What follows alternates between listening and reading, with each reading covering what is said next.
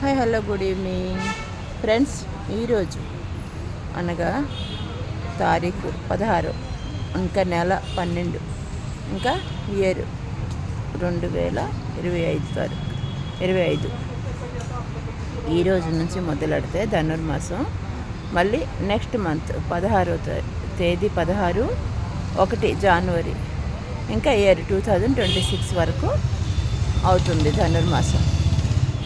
తెల్లవారుజామున 6 గంటలకి అంటే 6వ గంటకి అన్నిటికంటే ముఖ్యమైనది బాలాజీకి దర్శించుకుంటే చాలా మంచిది.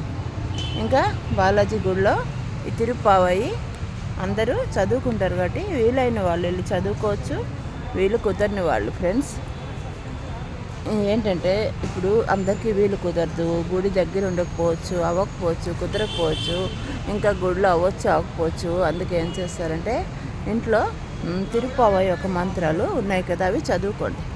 లేదు అది కూడా మేము చదవలేము, మాకు అవ్వట్లేదంటే తిరుప్పావయి సాంగ్ ఉంది కదా, ఆ సాంగ్ వేసుకోండి. ఆ సాంగ్ వేసుకుంటే నారాయణుడు సంతోషిస్తాడు. అవన్నీ పక్కన పెడితే ఆ పాట ఎంత మధురంగా ఉంటుందంటే విన్న మనకే చాలా ఆనందంగా ఉంటుంది ఆ పాట. అందుకే తిరుప్పావయి తెలుగు అని కొడితే వస్తుంది. నేను ఎప్పుడు పాడతాను ఈ పాట, ఈ చరణమే పాడతాను.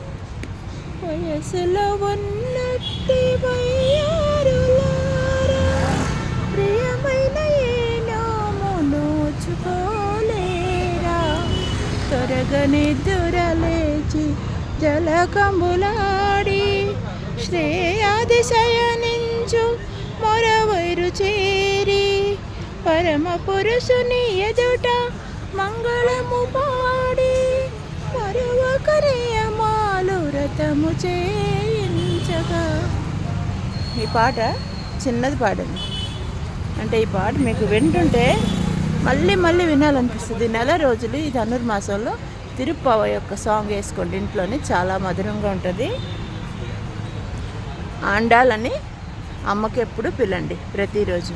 ఆండాలంటే తమిళంలో రక్షించే తల్లి అని, గోదే అంటే తులసికి పిలుస్తారు. తులసి చెట్టు దగ్గర విష్ణు చిత్తుడికి దొరుకుతుంది కాబట్టి గోదే అని పేరు పెట్టారు. ఇంకా ఆండాలు అమ్మ రక్షించే తల్లి కాబట్టి అందరికీ ఆండాలని, విష్ణు చిత్తు తనకి ఆండాలని ఎప్పుడు పిలుస్తారు. ఆండాలని అందరికీ రక్షించే తల్లి అమ్మ. ఆండాలకి ఈ నెల రోజులు పూజ చేసుకొని ధనుర్మాసం అయిన వెంటనే అంటే సంక్రాంతి రాకముందే భోగి నాడే ఈవిడికి నారాయణిచ్చి పెళ్లి చేస్తాం అనమాట గుడిలో అందరం కలిసి.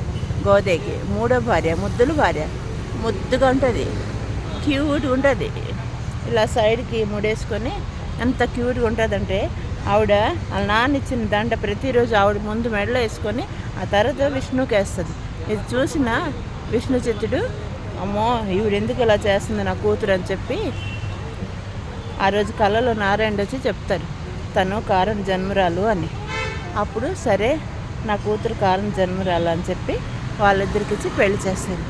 ఇలా ఆండాల ఒక స్టోరీ ఎప్పుడు చెప్తుంటాను ప్రతి వీడియోలో, ఇప్పుడు షార్ట్ కట్లో చెప్పాను. విష్ణు చిత్తుడు ఎవరు? నారాయణుడు పరమ భక్తుడు. ఆయనకి తులసి చెట్టు దగ్గర ఈ గోదేమాత దొరుకుతుంది, చిన్న పాప దొరుకుతుంది. పూజ చేస్తుంటారు తులసి చెట్టు కానీ రోజు, ప్రతిరోజు. ఒకరోజేమో తులసి చెట్టు దగ్గర చిన్న పాప దొరికితే ఎలా సీతాదేవి దొరుకుతుంది అలాగా విష్ణు చిత్తుడికి దొరుకుతుంది. అప్పుడు తులసికి గోదే అంటారు, అందుకే గోదే అని పేరు పెడతారు. అమ్మ గోదే అందరినీ రక్షించు తల్లి అని. ఇంకా ధనుర్మాసంలో నారాయణుడు దర్శించుకోండి. అయితే గుడ్ ఈవినింగ్ టు ఆల్.